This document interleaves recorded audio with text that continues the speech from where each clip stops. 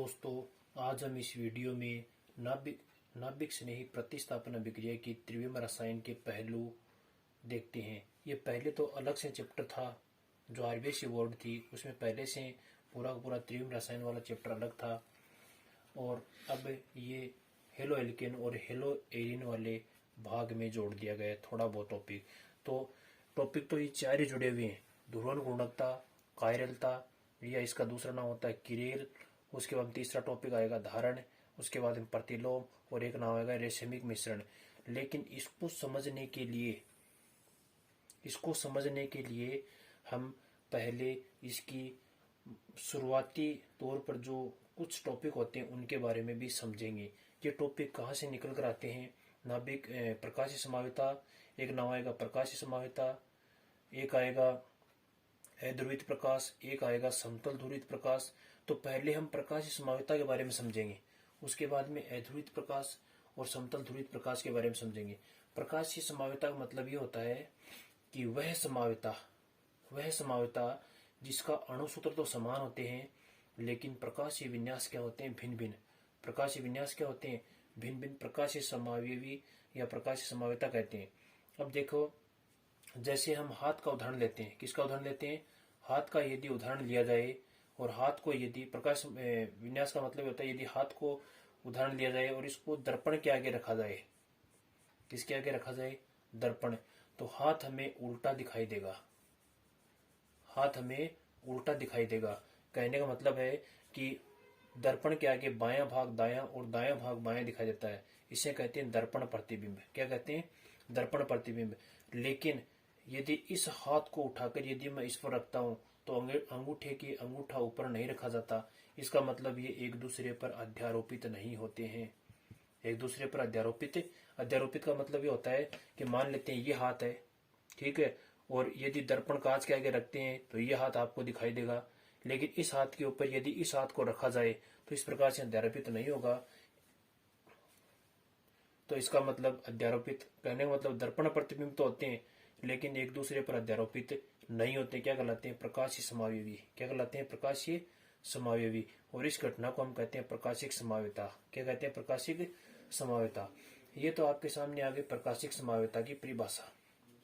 प्रकाशिक समाव्यता का मतलब ये होता है कि हम दर्पण के आगे रखते हैं तो उसका दर्पण के सामने बिंब तो बन जाता है लेकिन एक दूसरे पर अध्यारोपित नहीं होता। और जो एक दूसरे पर अध्यारोपित हो जाएगा, जैसे मान लेते हैं ओ है, ओ को यदि दर्पण के आगे रखा जाता है ओ ही दिखाई देगा। यदि ओ को उठाकर यदि इस पर रखते हैं, इसका मतलब ये क्या हो गया? दर्पण प्रतिबिंब अध्यारोपित हो गया। इसलिए ये प्रकाशिक समावयवी नहीं है। क्या हो गई? अप्रकाशिक समावयवी। क्या हो गया? अप्रकाशिक समावयवी। ये हो गया अप्रकाशिक समावयवी। ये बात समझ में आ गई। अब देखो, एक टॉपिक निकल कर आता है ध्रुवित प्रकाश, अध्रुवित प्रकाश और समतल ध्रुवित प्रकाश। अब देखो, सूर्य का प्रकाश है, इसे कहते हैं हम श्वेत प्रकाश। क्या कहते हैं? श्वेत प्रकाश। और श्वेत प्रकाश है, उसमें रंग कितने होते हैं? 7 होते हैं। तो 7 रंग का प्रकाश होता है। 7 रंग में यदि एक रंग को लेते हैं तो इसे कहते हैं एक वर्णी प्रकाश। क्या कहते हैं? एक वर्णी प्रकाश। ठीक है। अब एक वर्णी प्रकाश तो है, लेकिन इस प्रकाश की दिशाएं क्या होती है? मान लेते हैं ये प्रकाश की किरण है। इन प्रकाश की किरणों की दिशा है, वो सभी दिशाएं होती है, एक दिशा नहीं होती है। तो इसे कहते हैं अध्रुवित प्रकाश। क्या कहते हैं? अध्रुवित प्रकाश। अध्रुवित प्रकाश का मतलब क्या होता है कि जब जो श्वेत प्रकाश है उसके 7 रंग होते हैं, मतलब 7 पट्टियों में बढ़ जाता है, इसे वर्ण विक्षेपण कहते हैं। और वर्ण विक्षेपण में से यदि एक रंग ले लिया जाए तो उस प्रकाश का जो कंपन है वो सभी, मतलब कंपन का मतलब एक ऊपर और एक नीचे, इस प्रकार का कंपन सभी दिशाओं में होता है। तो इसे कहते हैं अध्रुवित प्रकाश। क्या कहते हैं? अध्रुवित प्रकाश। बात समझ में आ गई। अध्रुवित प्रकाश का मतलब होता है कि वह श्वेत प्रकाश जिसकी कंपन की दिशा सभी दिशाओं में चारों तरफ होती है, अध्रुवित प्रकाश कहलाता है। यदि मैं इस अध्रुवित प्रकाश को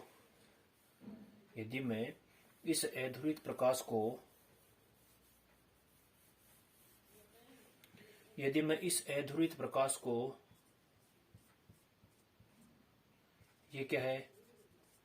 अध्रुवित प्रकाश। यदि मैं इस अध्रुवित प्रकाश को निकोल प्रिज्म एक इस प्रकार का इस्पात का बना हुआ एक जो प्रिज्म होता है, किसका बना होता है? इस्पात का बना होता है एक प्रिज्म होता है, उस प्रिज्म को हम कहते हैं निकोल प्रिज्म। यदि इस श्वेत प्रकाश को मान लेते हैं ये है निकोल प्रिज्म, मान लेते हैं ये क्या है? निकोल प्रिज्म है। निकोल प्रिज्म की खोज कौन करता है? विलियम निकोल नामक वैज्ञानिक ने इसकी खोज की थी। ये है निकोल प्रिज्म, निकोल प्रिज्म। यदि अध्रुवित प्रकाश को निकोल प्रिज्म में से गुजारते हैं तो ये अध्रुवित प्रकाश की दिशाएं तो क्या होती है? चारों तरफ होती है, लेकिन इसमें से जैसे गुजरती है तो हमें प्रकाश केवल दो दिशाओं में ही कंपन करता हुआ दिखाई देता है, एक ऊपर और एक नीचे, एक ऊपर और एक नीचे। मतलब इसकी दिशा, ये प्रकाश है, इसकी दिशा एक ऊपर और एक नीचे, सभी दिशाओं में नहीं होती है। इसे कहते हैं समतल ध्रुवित प्रकाश। क्या कहते हैं? समतल ध्रुवित प्रकाश। तो बात समझ में आ गई कि अध्रुवित प्रकाश को निकोल प्रिज्म में से गुजारते हैं तो हमें समतल ध्रुवित प्रकाश प्राप्त होता है। कौन सा प्रकाश प्राप्त होता है? समतल ध्रुवित प्रकाश प्राप्त होता है। अब देखो, ये जो समतल ध्रुवित प्रकाश होता है, अब हम पढ़ते हैं ध्रुवण घूर्णकता। क्या पढ़ते हैं? ध्रुवण घूर्णकता। देखो, हमने सबसे पहले प्रकाश समाव्यता पढ़ी, इसके बाद में जो श्वेत प्रकाश है, सूर्य का प्रकाश, इसमें 7 रंग होते हैं। एक वर्ण को ले लिया, उसकी सभी दिशाएं उसकी दिशा सभी दिशाओं में कंपन करता हुआ प्राप्त होगा, अध्रुवित प्रकाश होगा। अध्रुवित को हम निकोल प्रिज्म में से प्राप्त करते हैं तो समतल ध्रुवित प्रकाश प्राप्त आपके सामने प्राप्त हो गया। अब हम पढ़ते हैं ध्रुवण घूर्णक यौगिक। ध्रुवण घूर्णक यौगिक।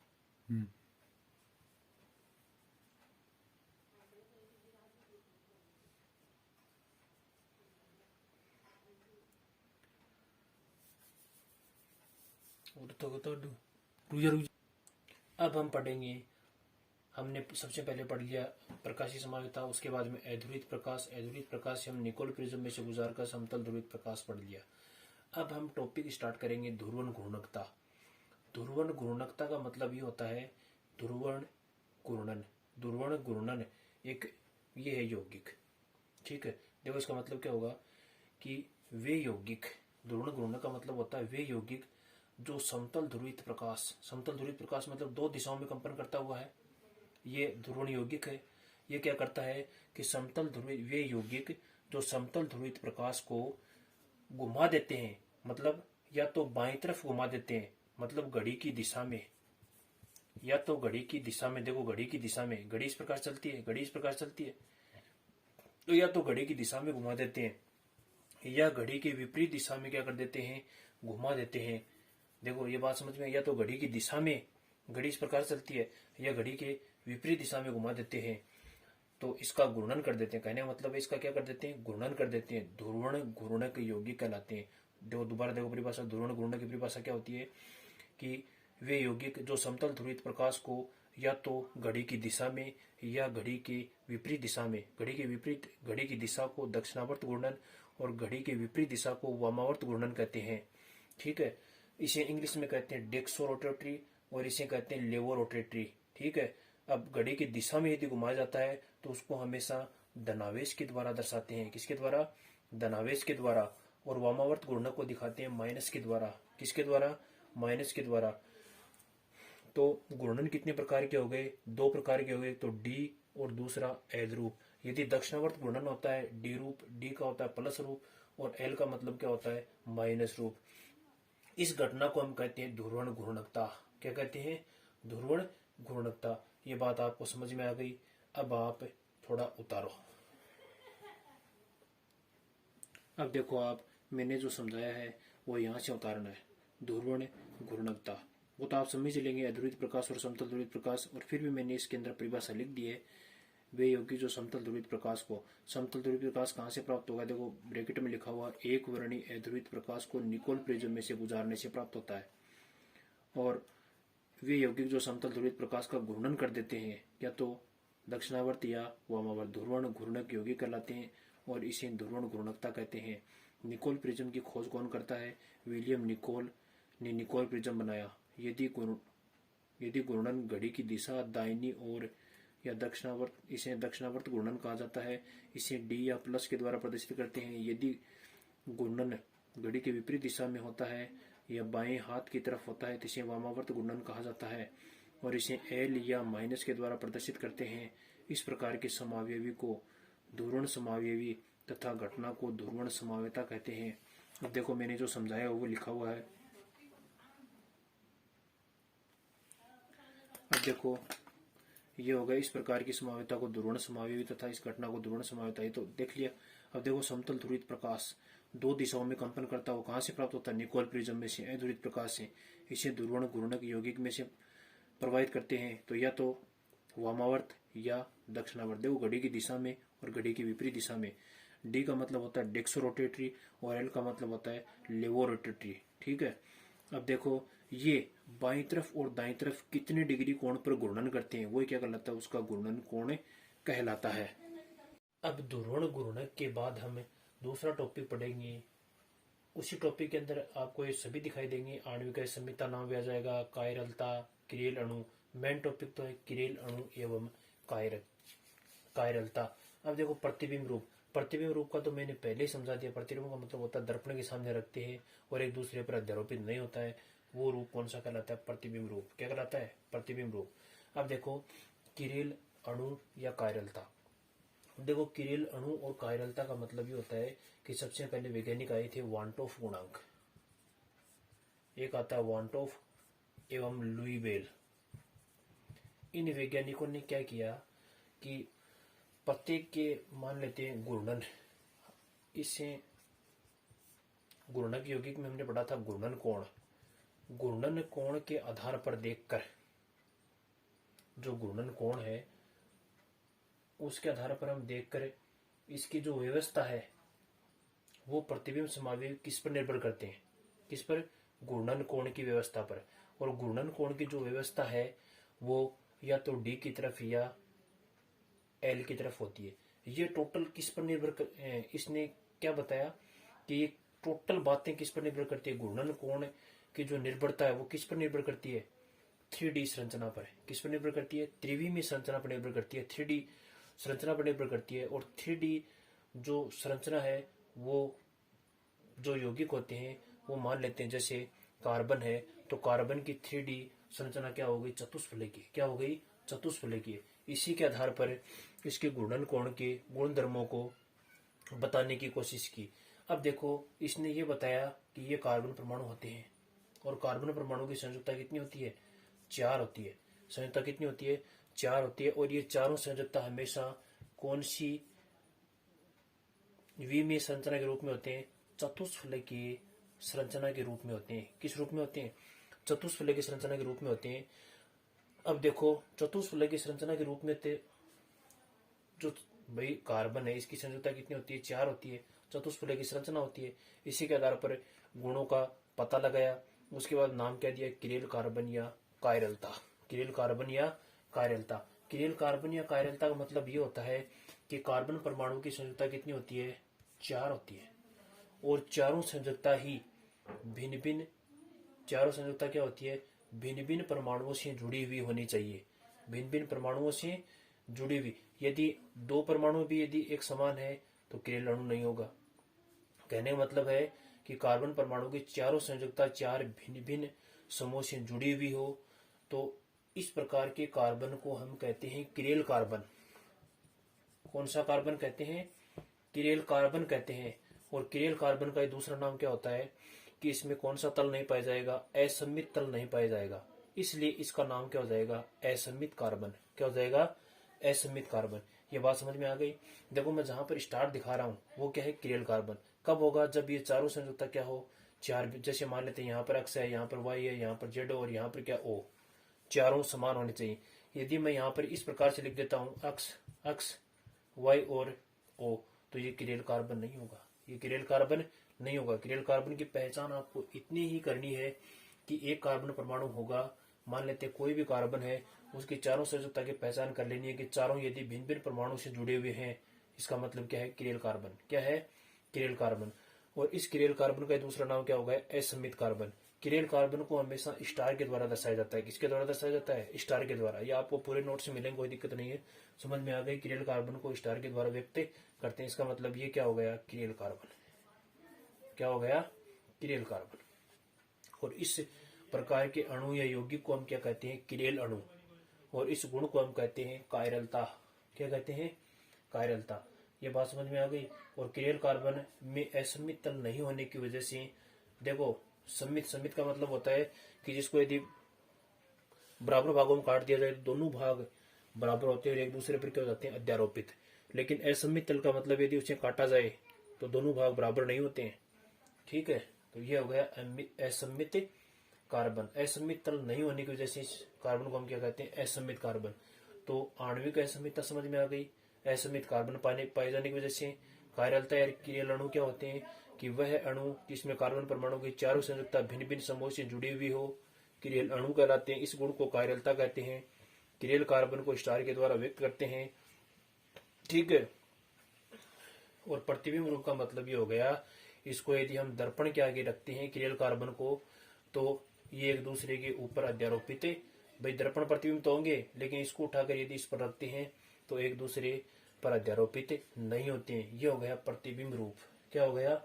प्रतिबिंब रूप। जैसे मैं उदाहरण लिखता हूं 2-ब्यूटेनॉल। क्या लिखता हूं? 2-ब्यूटेनॉल। 2-ब्यूटेनॉल का उदाहरण लेते हैं तो ये 2-ब्यूटेनॉल है और ये 2-ब्यूटेनॉल का सूत्र है। तो अब देखो इस प्रकार के, देखो 2 दूसरे पर OH समूह जुड़ा हुआ है, तो इस कार्बन को ले लेते हैं, इसकी संरचना सूत्र बनाते हैं। ऊपर की तरफ आएगा CH3, क्या आएगा? CH3, और यहाँ पर आएगा OH, यहाँ पर क्या आएगा? H, और यहाँ पर क्या आएगा? CH2, और यहाँ पर यह बन गया संरचना सूत्र। क्या बन गया? संरचना सूत्र। अब उदाहरण लेते हैं किरेल अणु की पहचान। देखो ऑटोमेटिक समझ में आ जाएगी। 2-ब्यूटेनॉल है, ये 2-ब्यूटेनॉल का सूत्र है। अब मैं इस 2-ब्यूटेनॉल की संरचना बना दी कि मान लेते हैं ये कार्बन 1, ये 2, ये 3 और ये 4। अब देखो इस प्रकार के कार्बन की पहचान करनी है कि आपको ऐसा कार्बन आपको दिखाई देगा कि उसकी चारों संयोजकता 4 भिन्न समूह से जुड़ी हुई है। देखो ये कार्बन भी है, 1, 2, 3, 4। इस पर एल्कोहल, इस पर मेथिल, इस पर हाइड्रोजन और इस पर क्या जुड़ा हुआ है? एथिल। इसका मतलब ये क्या है? किरेल कार्बन स्टार है। किरेल कार्बन, और ये अणु क्या हो गया? किरेल। क्या हो गया? किरेल। और इसमें असमित तल होने की वजह से इस कार्बन को कहते हैं असमित कार्बन। क्या कहते हैं? असमित कार्बन। मैं यदि इसको दर्पण के आगे रखा जाए,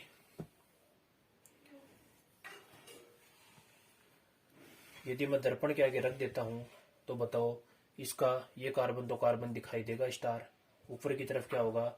CH3। लेकिन ये किस तरफ दिखाई देगा? बाईं तरफ। और यहाँ पर क्या दिखाई देगा? H। यहाँ पर क्या होगा? CH2, यहाँ पर क्या होगा? CH3। ये हो गया दर्पण प्रतिबिंब। ये मान लेते हैं कौन सा रूप है? D रूप। और ये कौन सा रूप है? Ag रूप। क्यों? क्योंकि वामावर्त बाएं हाथ की तरफ है और एक किस हाथ की तरफ है? दाएं हाथ की तरफ। कौन सा रूप हो गया? D रूप। इसे कहते हैं प्लस और इसे क्या कहते हैं? माइनस। क्या कहते हैं? माइनस। दक्षिणावर्त घूर्णन, और ये क्या हो गया? वामावर्त घूर्णन। ये बात समझ में आ गई। अब देखो ये आपस में क्या है? प्रतिबिंब रूप है। क्या है? प्रतिबिंब रूप। दर्पण तो ये दर्पण है, कांच है, दर्पण के सामने रखा और पूरा का पूरा यदि इसको मैं उठाकर यदि इस पर रखता हूं तो एक दूसरे पर अध्यारोपित नहीं होते हैं। तो ये क्या होती है? किरेल अणु। क्या होते हैं? किरेल अणु। मैं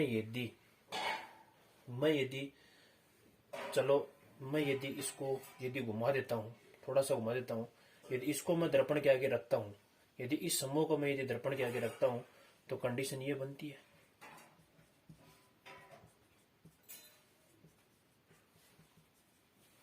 कंडीशन ये बनती है। कोई दिक्कत है? अब देखो ये कंडीशन बनती है, कहने का मतलब है कि यदि L समूह को 180 डिग्री कोण पर घुमाया जाए, कितने डिग्री पर? 180 डिग्री कोण पर घुमाया जाए, तो देखो ये पहली स्थिति, ये दूसरी स्थिति और ये तीसरी स्थिति है। तो पहली और जो तीसरी स्थिति है वो आपको समान दिखाई देगी। क्या दिखाई देगी?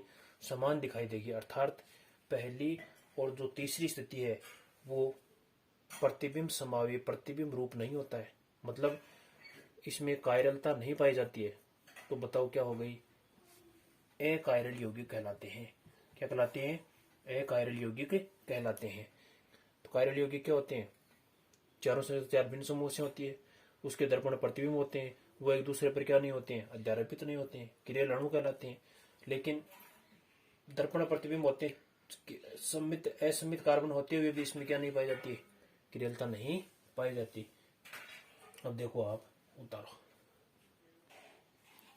ये पढ़ाया आपको आणविक असमितता, कायरलता, केल अणु, प्रतिबिंब। ये टोटल नाम एक ही होते हैं। देखो यहाँ पर प्रतिबिंब समवायों को घूर्णन कोण में अंतर इसकी त्रिविम व्यवस्था या 3D संरचना पर निर्भर करती है। इसलिए अणु के अंतर कार्बन परमाणु से लिया जाता है, जिसकी संरचना क्या होती है, चतुष्फलकीय।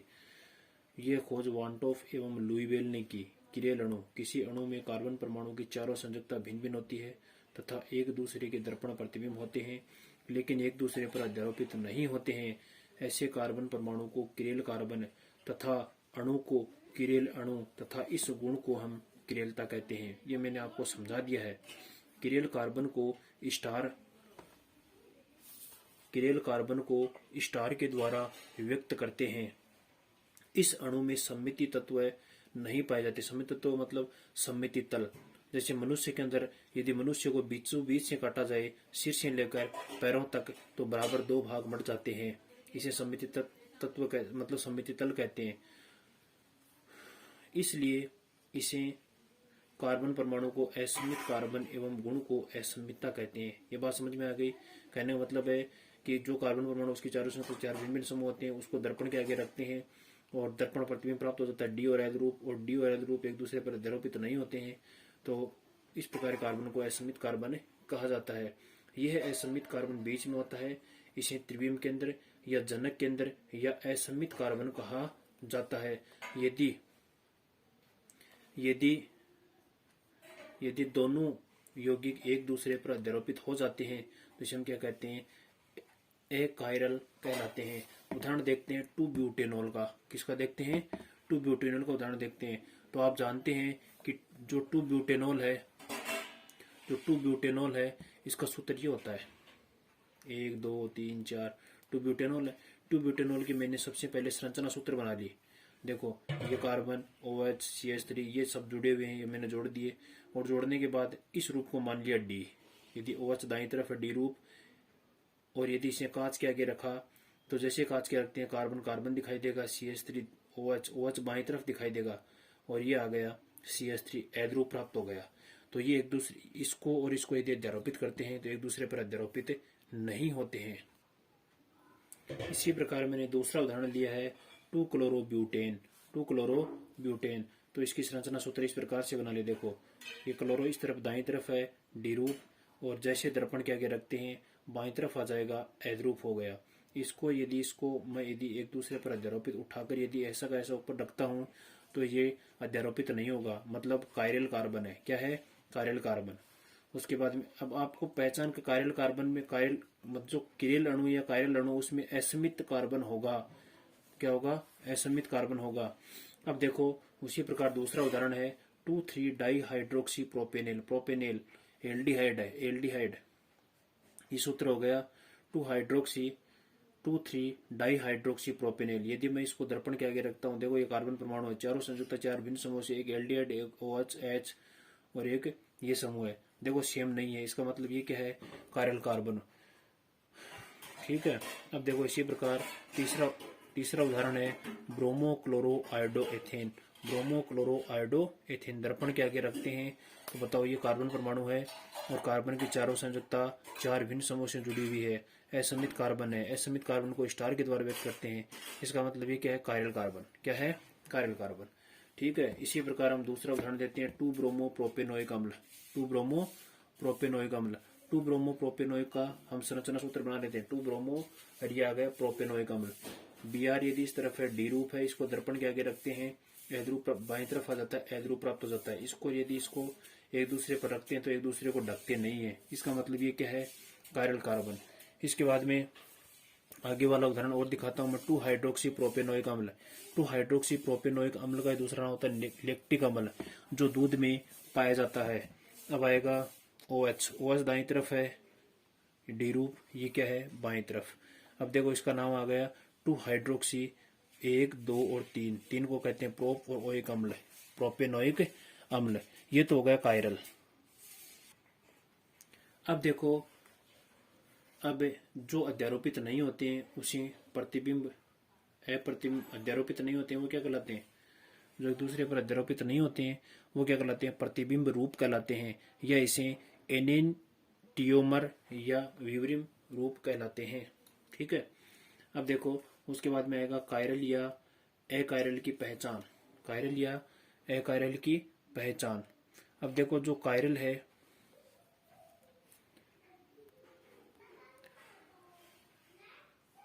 अब देखो ये जो कायरल एवं अकायरल, कायरल तो आपने पढ़ लिया और अकायरल भी पढ़ लिया। अकायरल का मतलब ये होता है कि जो एक दूसरे पर क्या हो जाते हैं, अध्यारोपित हो जाते हैं, और ये अध्यारोपित नहीं होते।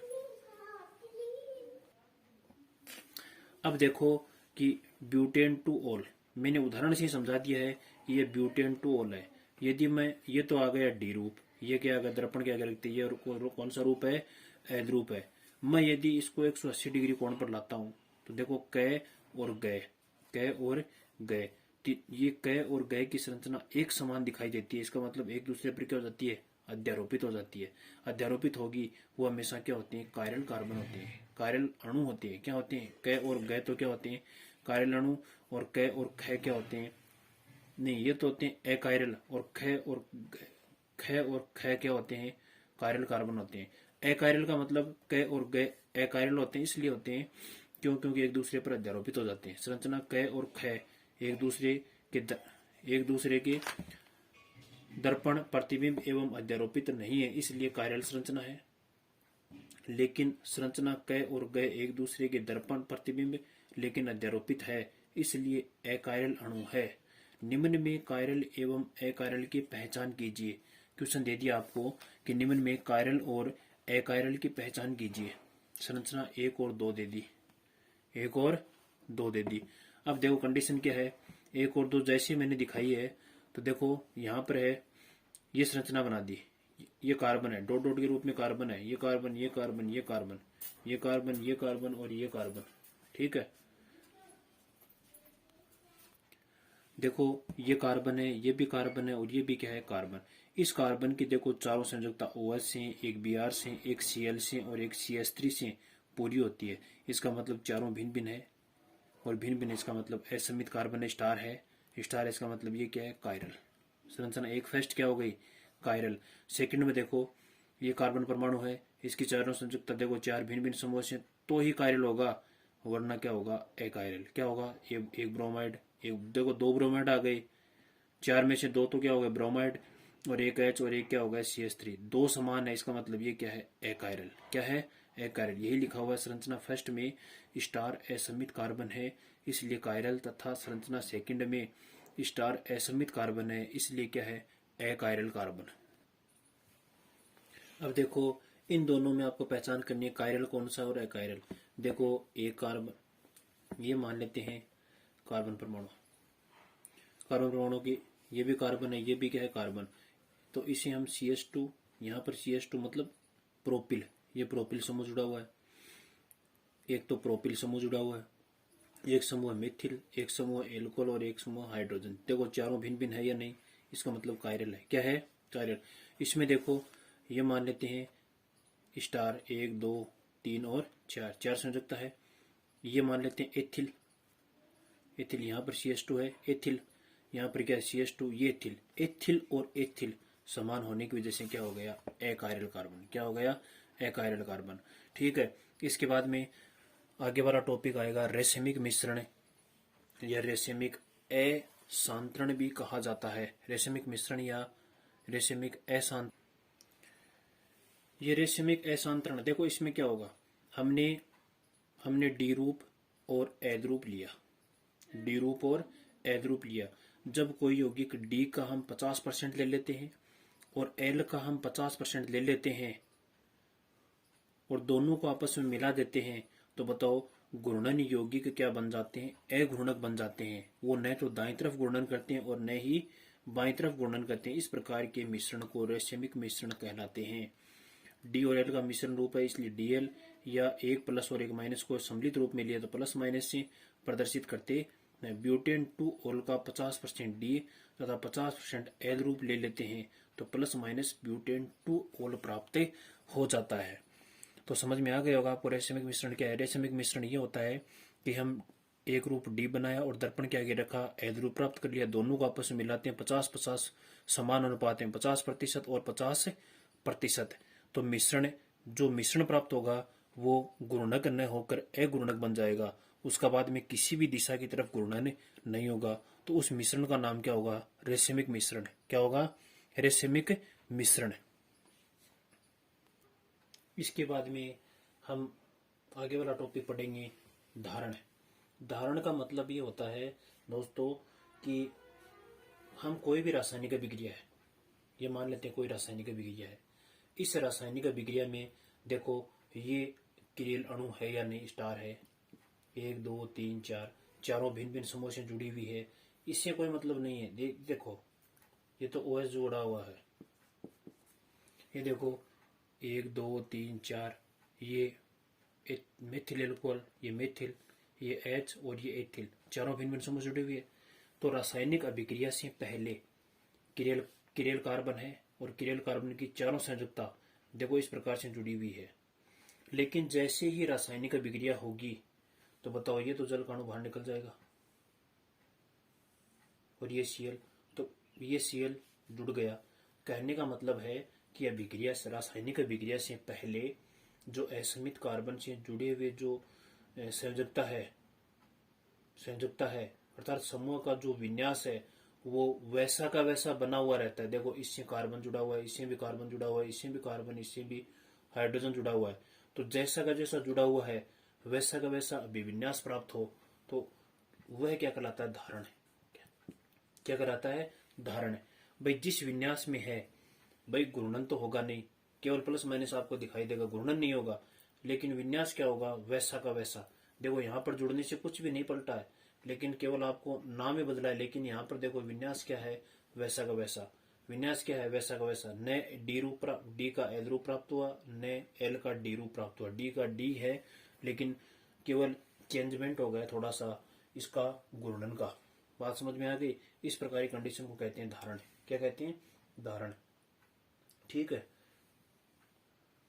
अब देखो धारण के बारे में नोट सुनाओ कि देखो मैंने क्या समझाया। जब रासायनिक अभिक्रिया के समय असमित कार्बन या केंद्र का विन्यास अभिक्रिया के बाद भी वैसा का वैसा बना रहता है तो इस विन्यास को धारण कहते हैं। क्या कहते हैं? धारण कहते हैं। अर्थात अभिकारक में किरेल कार्बन की चारों संयोजकता पर जुड़े हुए परमाणु उत्पाद में भी वैसे के वैसे रहते हैं तो हम क्या कहलाएगा? धारण कहलाएगा। लेकिन अभिक्रिया के पहले और बाद में केवल घूर्णन बदल जाता है, केवल घूर्णन बदल जाता है। अब देखो मैंने उदाहरण लिया है, ये उदाहरण ले लिया, ये अभिक्रिया करवाई HCl की। देखो 1 2 3 और 4, जैसा का जैसा अभिविन्यास है वैसा का वैसा अभिविन्यास इसमें। देखो इससे केवल यहाँ से बदला, इससे कोई मतलब नहीं है। देखो 1 2 3 4 वैसा का वैसा है, न कि कोई दर्पण के आगे रखा। तो ऐसा का अभिक्रिया से पहले और अभिक्रिया के बाद उत्पाद में असमित कार्बन से जुड़े हुए चारों संयोजकता यदि समान रूप से हुई है इसे कहते हैं धारण। क्या कहते हैं? धारण। बात समझ में आ गई? ठीक है। अब देखो क और ख, संरचना क और ख आपस में क्या है? संरचना आपस में धारण है। इसके बाद में एक टॉपिक बचता है प्रतिलोम। अब इसके बाद में आएगा प्रतिलोमन। प्रतिलोमन का मतलब होता है उल्टा, उल्टा होता है। उल्टे का मतलब क्या होता है कि डी का कौन सा रूप प्राप्त हो गया? एल रूप प्राप्त हो गया। डी का कौन सा रूप प्राप्त हो गया? एल रूप। वो क्या होगा? प्रतिलोमन। जैसे समझो कि इसमें जब यौगिकों में किरेलता का गुण पाया जाता है तो किरेल यौगिकों में घूर्णन से इनका विन्यास बदल जाता है, इस विन्यास को हम प्रतिलोमन कहते हैं। किरेल यौगिकों में घूर्णन से इसका क्या बदल जाता है? विन्यास बदल जाता है। इस विन्यास को हम क्या कहते हैं? प्रतिलोमन कहते हैं। देखो यहाँ पर CH3 ये कार्बन की चारों संयोजकता है, इसमें वाई देखो दाईं तरफ जुड़ा हुआ है, यहाँ पर क्या आ गया? बाईं तरफ। ये बाईं तरफ है, ये दाईं तरफ आ गया, एक दूसरे में देखो अभिविन्यास बदल गया। इस अभिविन्यास को हम क्या कहते हैं?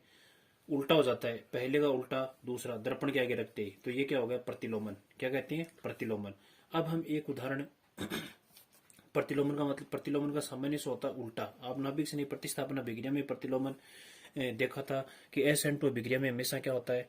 प्रतिलोमन होता है। प्रतिलोमन का मतलब एक दूसरे के विपरीत जुड़े हुए होते हैं, एक दूसरे के विपरीत जुड़े होते हैं। अभिक्रिया का जो अभिकारक के अंदर जो एल के लिए हैलाइड जुड़ा हुआ जो उत्पाद में बदल जाता है इसे कहते हैं प्रतिलोमन। पहले इस तरफ था, इसके बाद में क्या हो गया? वाई बाईं तरफ आ गया, तो ये क्या होगा? प्रतिलोमन। और धारण का मतलब होता है विन्यास वैसा का वैसा रहना। क्या कहलाता है? धारण। अब एक उदाहरण देखते हैं, धारण, प्रतिलोम और रेशमिक मिश्रण तीनों को एक साथ पढ़ लेते हैं ताकि आपको कोई दिक्कत ना हो। ये उदाहरण है संरचना ए। ये संरचना ए है, मैं इसको लुका रहा हूँ, इसको देखो कि इसको छुपा रहा हूं मैं कि संरचना ए है। ये संरचना है, इसके अंदर यहाँ पर एच, यहाँ पर एक्स और यहाँ पर क्या है CH3। यदि मैं वाई जोड़ दूं तो अक्स के स्थान पर क्या आ गया वाई, क्या आ गया वाई। यदि मैं इसके यहाँ पर वाई जोड़ता हूं तो संरचना प्राप्त हो जाती है ख। क्या प्राप्त हो जाती है ख। अब देखो संरचना ख, मैं यदि इसको छुपाता हूं तो देखो संरचना ख और क ये एक दूसरे के विपरीत है या नहीं। क और ख तो क्या हो गए एक दूसरे के प्रतिलोमन। क्या हो गए एक दूसरे के प्रतिलोमन हो गई, प्रतिलोमन। क्या हो गई प्रतिलोमन। अब देखो इसमें देखो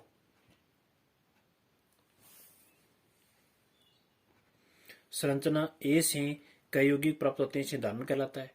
क और ख संरचना प्रतिलोमन होती है। यदि संरचना क का 50% और ख का यदि 50% मिला देते हैं तो रेशमिक मिश्रण प्राप्त हो जाता है। क्या प्राप्त हो जाता है रेशमिक मिश्रण प्राप्त हो जाता है। ठीक है, और यौगिकों को एक साथ ख का प्रतिलोमन विपरीत समूह के साथ जुड़ा हुआ रहता है। अब ये जो ध्रुवण घूर्णक है, कायरलता है, ये सब किस में देखते हैं नाभिक से नहीं प्रतिस्थापन अभिक्रिया में देखते हैं, जो हमने पहले ही देख चुका है कि जो ध्रुवण घूर्णक यौगिक